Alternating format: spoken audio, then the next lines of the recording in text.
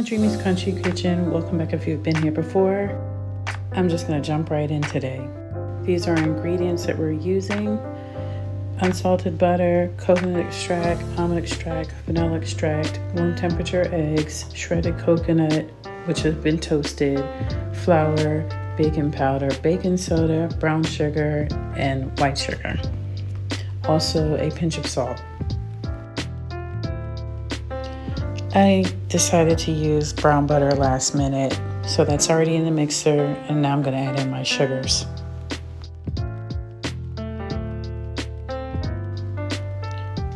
Now I'm going to add in my vanilla extract, coconut extract, and almond extract. You just need a little bit of the almond because it's really strong.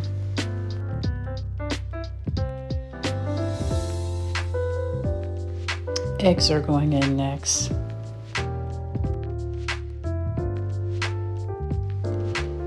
So flour is going in, but I'm also alternating it with the toasted coconut so it can blend and mix in properly.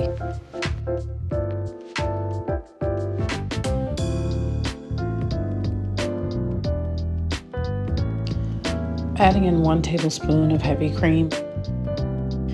Now I'm going to chop up some white chocolate from Ghirardelli. I use it a lot in my cookies. I like it better than the white chocolate chips because it's not really white chocolate, it's just candy melts.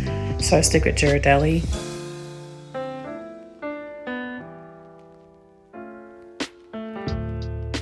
Be sure to chill your dough in the fridge for at least 2 hours, and then once you've done that, you can roll them out, put it in the oven on 350 for 10 to 12 minutes depending on your oven. If you're not sure if your temperature is accurate, I would buy an oven thermometer. That helps out a lot. So these are my cookies right out of the oven. As soon as they cool, I'm going to glaze it and put some toasted coconut shreds on top.